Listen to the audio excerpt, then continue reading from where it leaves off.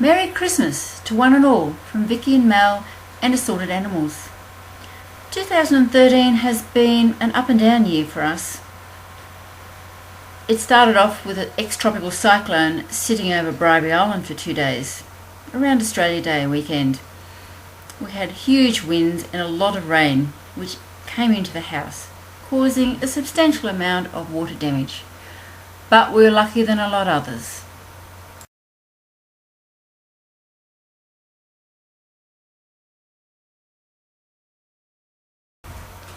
It's a little difficult to envisage, but downstairs we just had this mudslide, all clay. It must have been several cubic metres of clay that we ended up digging out. It was a mess. We had 5 days without power, and luckily we had a generator to keep us going. It took a while before the repairs were done, but by July everything was sorted out. We had to have the ceilings repainted, the deck ceiling replastered, walls repainted, but all in all the structure of the place maintained itself, which we were much luckier than a lot of other people, because we actually thought we were going to lose our roof on Australia Day night.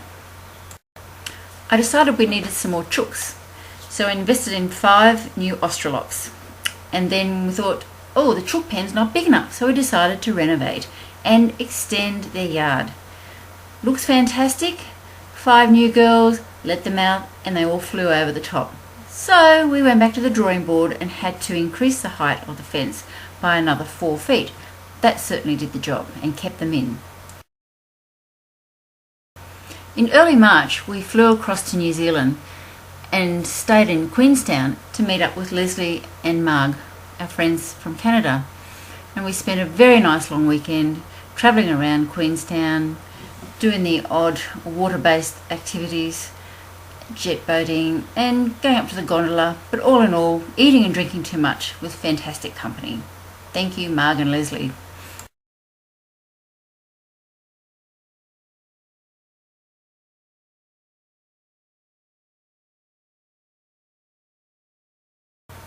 In April we headed off on a 5-day gourmet hike up along the Victorian Alpine Way, starting at Mount Hotham and walking through to Dinner Plain. As you can see, the scenery was just fantastic. We came across these pair of brumbies and they weren't fazed by our presence at all. Actually, they were a little curious and the stallion came a bit closer to us. But it's sad to see them go. It's sad to see them being rounded up and culled. But then I guess that's just the way it has to be. But as you can see, they're in very good nick. Local produce, including wine, was the order of the day, and our hosts spoiled us. They're both chefs and they're also walking enthusiasts. So we had a lot of nice food, and we soon learned after our first day of walking not to drink wine in the middle of the day because everybody just wanted to collapse and go to sleep under a tree, and we still had about 10 k's to walk. The days were a little chilly, but all in all they were just picture perfect. We felt like we were on top of the world. There's nothing quite like the snow gums. They're just absolutely beautiful. The year before, a devastating bushfire had gone through sections in which we walked, and when you pan across here you just see skeletal snow gums everywhere. Even though it was very sad to see, it was almost beautiful in a totally different context. The snow gums just looked absolutely devastated. But when you had a close look at ground level, there were little green shoots. And they estimated in the next 15 years that the forest should fairly well be regenerated. Very slow growing trees.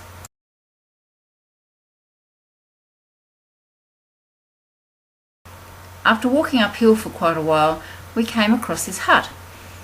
And it's only been in recent years in which it hasn't been used. Back in the days when the cattlemen came up to look after their stock, and to go inside it was very austere, and oh my god, it must have been freezing. The last part of our walk took us to a place called Dinner Plain, and it was really weird because that time of the year hardly anyone's there, so it's mostly abandoned. And as we walked up into the village, it was like walking into a John Steinbeck novel. Gothic, grey. It was quite eerie, but a lovely place. We thoroughly enjoyed our stay there. In July, Mel and I went over to Fiji. My brother was getting married, but before the wedding we hopped over to Suva to visit Gwen, and she just spoiled us. Took us out for dinner, fed us, watered us. We had a great time. Thanks, Gwen. Here's my brother Peter, his beautiful wife Lisa Jane, my uncle David, and moi.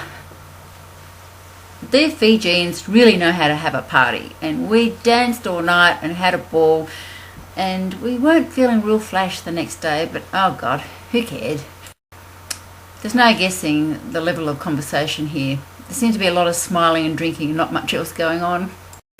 Later on in July, we headed off down to South Oz, and one of our travelling companions had organised a tour of Henschke wineries.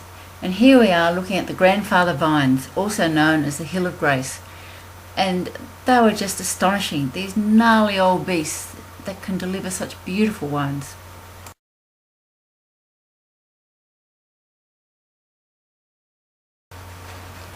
We joined two other couples, one being Greg and Leanne from work, and headed off towards Menham to the paddle steamer Marion for a weekend of cruising, gourmet dining and drinking Rockford wines. It was a fabulous weekend, certainly overindulgence to the extreme and no sleep. We found that the paddle steamer's engine was very hot, and here we were in July with doors and windows open and sleeping with a sheet over us because it was so hot. But it was a fabulous time and I'd recommend it to anybody.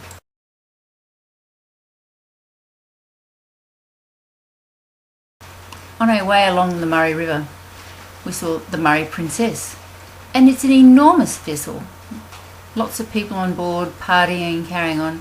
So we were very impressed with the Murray, having really no idea of what size a river it is and the types of people and traffic that gets on the river.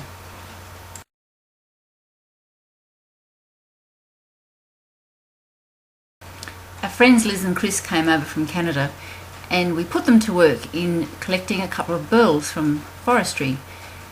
And as you can see, this was huge. It took four of us, a lot of wrangling to get it on the back of a trailer. Also caused a fair bit of damage to our car, trying to drag the trailer out of the bush with this monster on top of it. But anyway, it is a beautiful piece of work, and as you'll see in the next few photos, Mal had fun creating and cutting it down, and he's basically created a seat.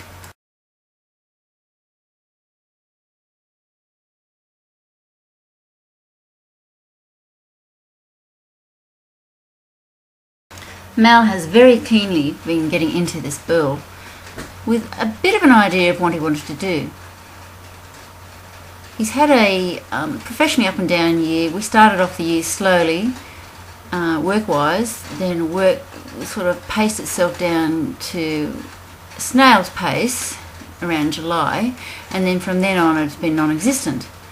But he's keeping the boredom levels at bay, and yeah, we're hoping that work will pick up next year.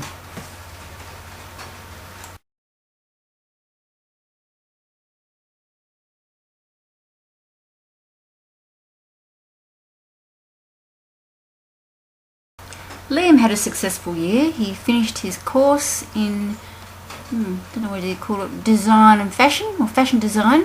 And this is one of his creations. It kind of looks a bit like it needs to be mown. There's bits of faux grass on the lady's chest and Metallica, and anyway, it's quite a unique piece. He did very well with his course. He won a monetary prize. He was highly recommended for various prizes, and future looks quite promising for Liam in the clothing industry. Bit hard to see who's got the biggest and cheesiest grin, but we would like to congratulate Liam on all his hard work for the year and his determination to just wait and wait and wait for the job that he's wanted, and we hope he's got it. Good on you, Liam. Well, Jenny had a very up and down year. She started it off in hospital, and there she stayed for most of the first 6 months of the year. She had complications following hip surgery probably 2 years ago, and she ended up having to have her new hip replaced with another new hip. But all in all, she certainly kept her wits about her, and she's now back driving, back at uni and enjoying life, and it's so good to hear the happiness in her voice, and she's had quite a bit of success with her course. Fortunately for my mother Nola, her condition has been steadily deteriorating. Her MS seems to be stable, but she's becoming quite forgetful, probably early stages of dementia. But she still enjoys having visitors and loves her curries, and her neighbour brings her cat in to visit, which really makes the day. And all in all, she keeps a very good attitude about things, all considering. For those of you who know Mal and the history of his old silver Subaru, he finally decided the end is nigh, and she got carted off to the wreckers. There's a lot of history in that car, and I'm sure that there's quite a few people who remember Mal driving this little silver beast around with his sailboard on top and camping gear in the back. Then how could we not mention our pals Zephyr and Max? Well, Zephyr's been going to puppy classes this year, and he's not only the biggest puppy in the class, but he's still the dopiest puppy. But they're good friends, they're great companions, and luckily they haven't killed a chook this year, which just is amazing, but that's really good. And I must also thank Eddie and Midge who come up to look after the place when we go away. They love the boys, they tolerate the chooks, I think was probably a better word for it. But Eddie and Midge, they've gone from being our house sitters to members of the family, and we are so grateful and thankful to them, and we thoroughly enjoy their company. Our dogs have a very good life. Mel and I are both in pretty good health. We're keenly training for a big trip next year in Chile, and we're going sea kayaking and trekking, but you'll have to wait till next year's letter to hear all about the adventures there. As Zephyr would say, driver, please take me away.